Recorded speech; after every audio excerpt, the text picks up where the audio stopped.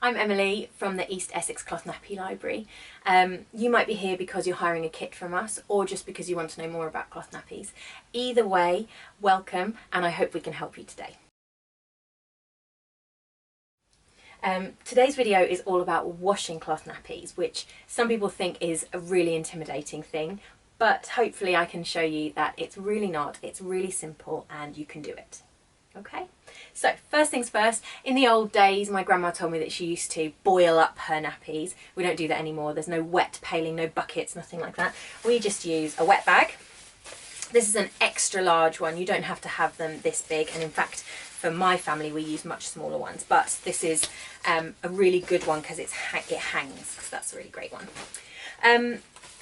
When you change your little one's nappy, you will take it off the bum like this. All your reusable wipes you can tuck inside and just leave it like that. Don't be tempted to roll it all up like that, because then you're trapping everything inside. We just fold it inside loosely.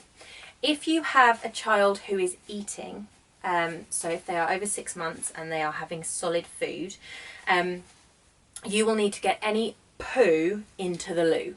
Okay, the best way to do that is give it a shake. If it's nice and solid, you can hold it in the flush, so just flush it.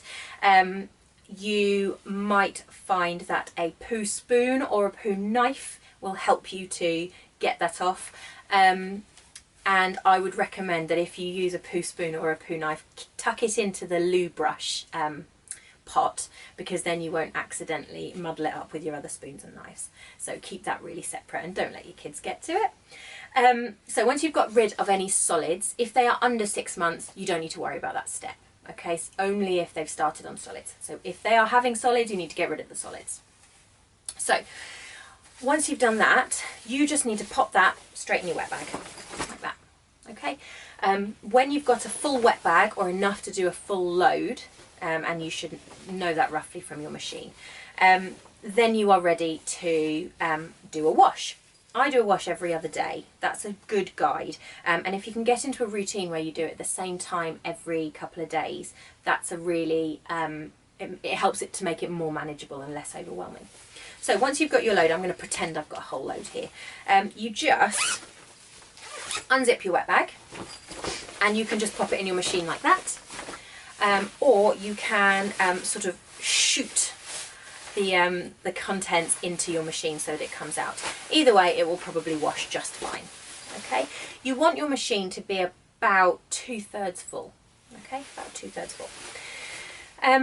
The first thing you're going to do once everything's in the machine is just do a rinse cycle. On my machine that's about 20 minutes, so it shouldn't be long, and try and do a separate rinse cycle. Don't be tempted to add it to the start of the rest of your wash, because a lot of machines will use the same water for your rinse as they do for the main wash. That's because they're eco, they're trying to save the planet. We are too, but we want clean water for our main wash. So do a rinse and drain before you do your main wash. Okay, when you do your main wash, you should do it at 60 degrees if your child is under 3 months, if they've had jabs or a bug recently, or if they're sharing nappies. Okay, otherwise you can wash at 40, although I do recommend the occasional 60 is no bad thing. Okay, you want the longest, wettest wash your machine does. For most machines that's going to be a cotton cycle. Okay, so have a look at your machine manual and see which one is the longest and the wettest. Okay, you want lots of water to be sloshing around that machine. You want maximum agitation as well. If you're only doing cloth part-time, or maybe your child is toilet trained in the day, so you've only got night nappies to do, add enough other stuff so that your machine is still about 2/3 to 3/4 full. Okay, you want to make sure that there is enough agitation in there. So that lovely long cycle, you need your detergent. I would recommend a powder detergent. I wouldn't go for an eco detergent because it's not tough enough. So go for a bog standard powder detergent, non-bio, and you need the dosage for heavy soiling and for your machine size. Okay, so for your load size. You'll find that it's quite a lot. It might feel like quite a lot. There might be a bit of playing that you need to do with dosage over the first few washes, but you will get to grips with it. Okay, at the end of your cycle, your main cycle, I would hang around near the machine. You want the bubbles to be gone. Okay, so there shouldn't be any bubbles towards the end of that cycle. If there are, pop a rinse on. You just want to make sure there's no detergent left on those nappies.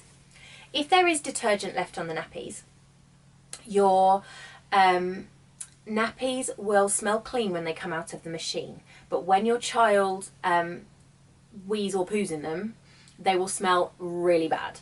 Okay, the reason is because the detergent coats the fibres so they can't absorb properly. If that's a problem you're having, add a rinse, or you can slightly reduce the detergent dosage that you're using. I normally recommend adding a rinse simply because otherwise you can end up decreasing your dosage too much and then it doesn't get clean. Okay, so try adding a rinse and see if that solves it. If it doesn't, then take the rinse away and drop your dosage down a little bit, drop your powder down a little bit. Okay, your nappies should smell clean from the wash, and they should still smell reasonably fresh when your baby soils them. Okay, drying your nappies, I recommend just hanging them up. If you need to tumble on a low temperature. Tumble on low, that's good for the planet, but it's much better for your nappies. Nappies can't deal with heat. The elastics, the Velcro, and any more delicate fabrics like bamboo really can't handle the hot temperatures. If you want to use a heated airer or put them on the radiator or anything like that, a general guide is if it's too hot for your hand to be there long term, then it's too hot for the nappies. Okay, so use that as a test for you.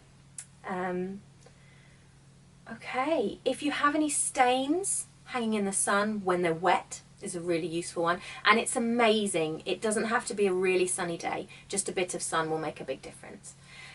If you have any specific issues, please ask in the comments or find us on Facebook or Instagram, and we will always do our best to help. Okay, thank you very much.